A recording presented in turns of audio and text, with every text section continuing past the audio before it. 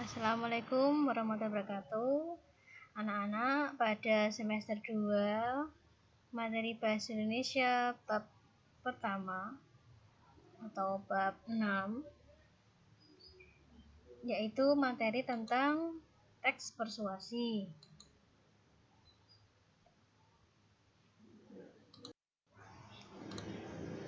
Di dalam teks persuasi, kita pertama harus mengetahui tentang apa itu sebenarnya pengertian teks persuasi.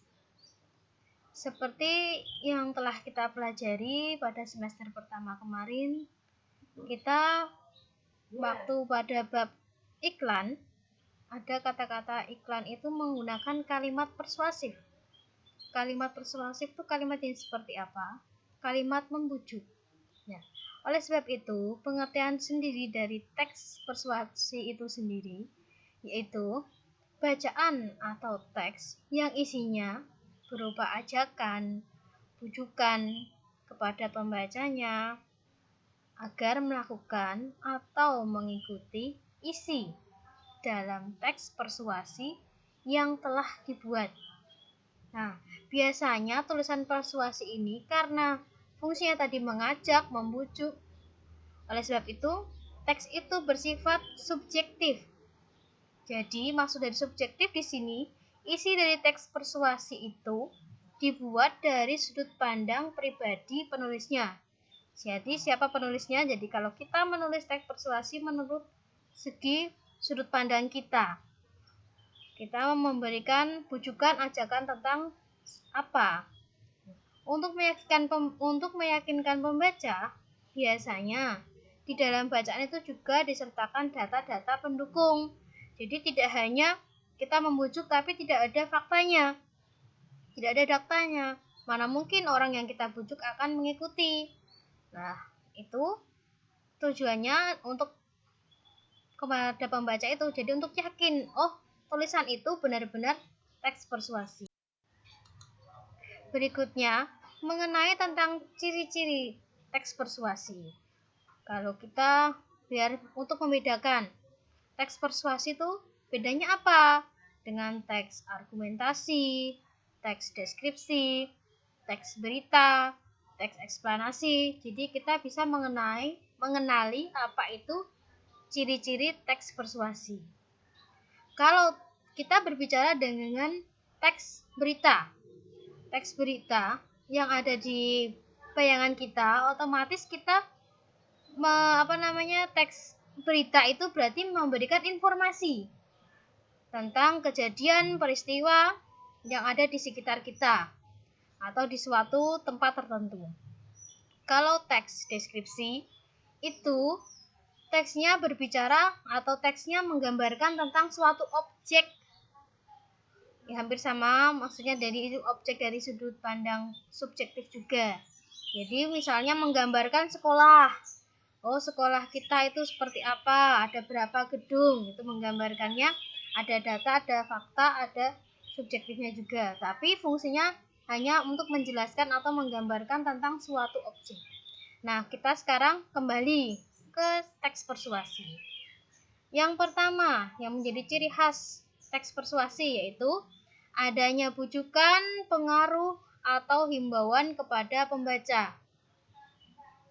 Nah, jadi kita membujuk, mempengaruhi, himbauan untuk pembaca. Himbauan itu bisa berupa kalimat larangan. Mempengaruhi di sini membujuk tidak hanya untuk menganjurkan, tapi melarang sesuatu juga bisa termasuk dari teks persuasi. Oleh sebab itu kita jangan membuang sampah sembarangan. Itu kan larangan, tetapi dia juga persuasi, membujuk, mempengaruhi untuk kita berperilaku hidup bersih. Karena akan menimbulkan banjir, penyakit, dan seterusnya. Kemudian, paragraf disusun oleh kalimat yang menyertakan alasan yang kuat disertai data dan fakta. Kenapa? Kok kita tidak boleh membuang sampah sembarangan? Kita berikan data, berikan fakta. Coba kita lihat di sekitaran sungai yang banyak terdapat sampah. Sampah itu juga menumpuk menjadi banyak sekali apabila hujan. Akibatnya hujan itu akan sungai itu akan meluap hingga terjadi banjir. Kemudian yang ketiga, isi paragraf digunakan untuk meyakinkan pembacanya atau mempercayai yang ditulis oleh penulis. Tadi kaitannya dengan fakta, data yang kita sajikan otomatis itu untuk mempengaruhi, meyakinkan pembaca apa yang kita sampaikan. Kemudian yang keempat, banyak menggunakan kata-kata ajakan. Ajakan di sini macam-macam tadi. Kalau ajakan untuk membujuk, mempengaruhi, himbauan. Kalau di sini ajakan untuk mari, ayo, lakukanlah. Atau biasanya juga diakhiri dengan kata-kata lah, dan lah. Kemudian yang kelima yaitu biasanya menghindari konflik agar kepercayaan pembaca tidak hilang. Maksudnya apa? Menghindari konflik di sini. Jadi kalau kita membuat teks, walaupun ada argumen, ada data, fakta, tapi kita menghindari konflik, jadi tidak ada perdebatan antara orang yang satu dengan orang yang lainnya. Berikutnya, struktur teks persuasi. Apa itu struktur teks? Struktur teks itu yaitu bagian-bagian yang harus ada pada suatu teks. Teks itu harus punya bagian apa saja. Struktur teks di sini, setiap teks itu mempunyai struktur bagian-bagian apa saja yang berbeda-beda. Semuanya mempunyai struktur teksnya. Yang pertama di sini adalah pengenalan isu. Apa itu pengenalan isu? Isu yang berkembang, kita kenalkan. Topiknya apa? Apa yang akan kita sajikan di sini? Sebagai pengantar atau penyampaian tentang masalah yang menjadi dasar tulisan atau pembicaraan. Berikutnya, rangkaian argumen. Rangkaian argumen di sini berupa rangkaian pendapat penulis pembicaraan terkait dengan isu tadi, ya, atau topik atau bahan apa yang akan kita buat dalam teks persuasi. Kemudian, yang ketiga, pernyataan ajakan. Sudah Ibu jelaskan tadi. Ajakan-ajakan ada mari, ayo, lakukanlah, hentikanlah. Biasanya ada kata partikel lah di situ untuk ajakan atau himbauan ataupun rujukan pengaruh yang lain. Yang terakhir adalah penegasan ulang atau penegasan kembali dari apa yang kita tadi paparkan. Sebelumnya yang dibiasakan dengan ungkapan demikianlah. Dengan demikian, oleh karena itu penanda biasanya itu sebagai penegasan ulang atau penegasan kembali.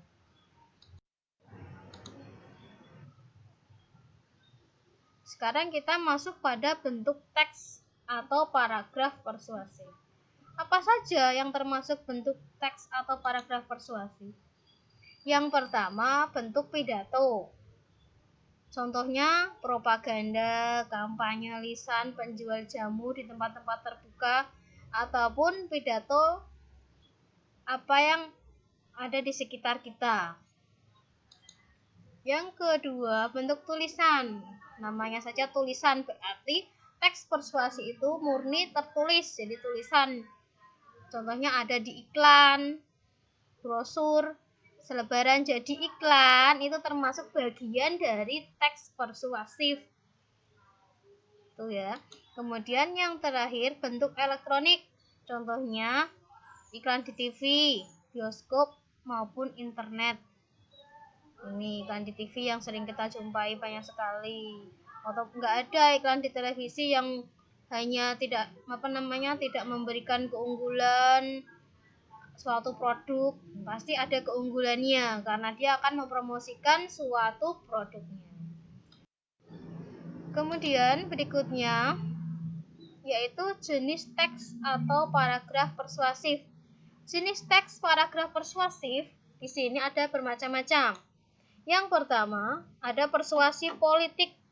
Berarti jenisnya itu berhubungan dengan politik, yaitu dan digunakan di bidang politik, baik politik umum ataupun dalam kenegaraan. Ini untuk keperluan politik dan negara. Kemudian persuasi pendidikan, berarti itu fungsinya ada atau jenisnya yang biasanya digunakan pada dunia pendidikan untuk mencapai tujuan pendidikan. Kemudian persuasi advertensi, yaitu jenis iklan yang berhubungan dengan bidang usaha atau untuk mengenalkan suatu barang atau jasa. Ya, tadi kalau di Bu Dewi sebutkan tadi untuk bentuknya di situ yaitu pada bentuk tadi ada bisa bentuk tulisan ataupun bentuk elektronik. Itu advertensi yang berhubungannya untuk mengenalkan suatu barang atau jasa untuk mempromosikan suatu barang. Yang terakhir ada persuasi propaganda. Jenisnya tadi yang termasuk informasi persuasi pidato. Propaganda apa di sini? Untuk persuasi untuk penyebar informasi saja, tetapi untuk ingin tahu atau mau serta sadar untuk melakukan sesuatu. Pidato tadi. Nah, kemudian jenis tadi sudah ya, jenis untuk menguatkan lagi jenis teks paragraf persuasif itu ada persuasi politik tadi, pendidikan, advertensi, dan propaganda. Kalau pendidikan di sini contohnya orang yang menggunakan persuasi pendidikan adalah seorang guru yang mana digunakan untuk mempengaruhi para siswa agar dapat giat belajar, gemar membaca, dan lainnya. Itu kalau di dunia pendidikan salah satu contohnya. Untuk politik, ahli politik ini, kemudian untuk keperluan politik dan negara dan seterusnya.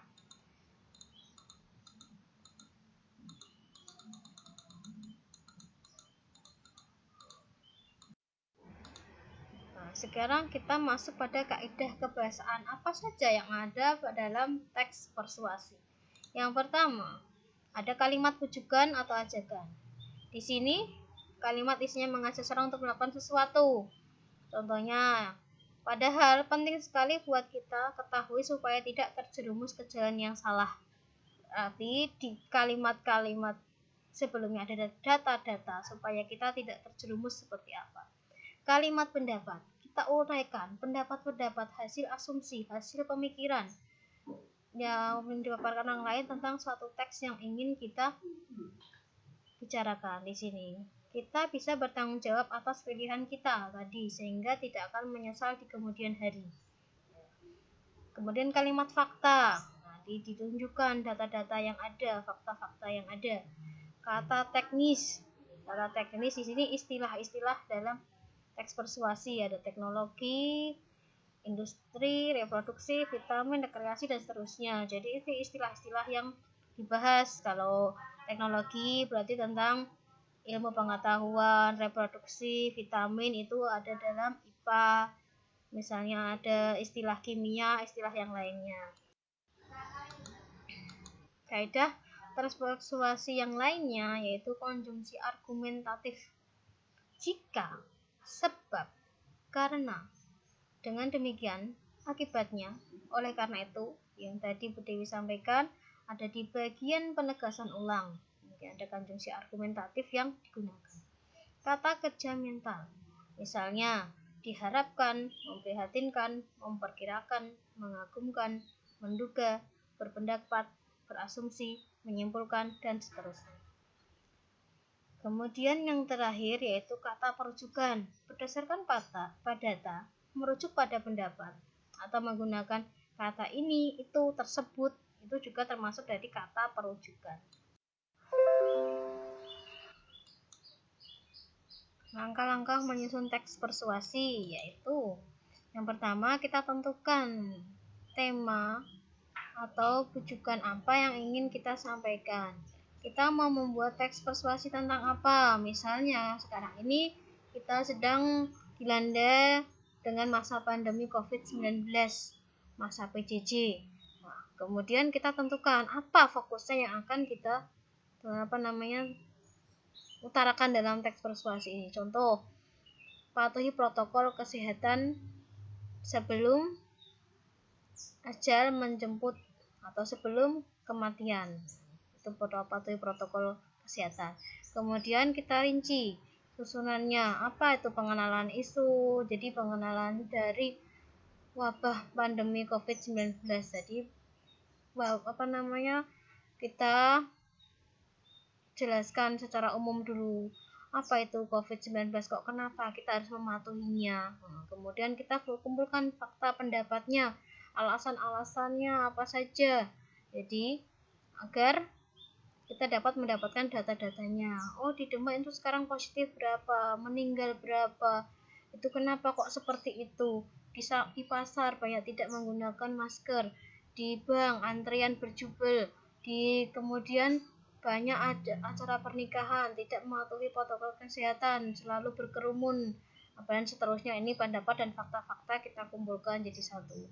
Kemudian pengembangan teks kita buat susun menjadi sebuah teks yang utuh, diberi judul dulu, kemudian paragraf pertama itu tentang pengenalan isu, kemudian paragraf kedua, paragraf ketiga, atau di paragraf keempat ada 3 paragraf itu untuk mengungkapkan rangkaian argumen. Jangan lupa nanti ada kalimat ajakan, itu boleh berdiri sendiri ataupun ada di dalam salah satu paragraf yang tadi rangkaian argumen dan penegasan ulang penutupnya tadi. Seperti itu. Terima kasih. Semoga kalian selalu sehat, kemudian belajar dengan baik, agar kita bisa segera bertemu tatap muka langsung di sekolah pembelajaran.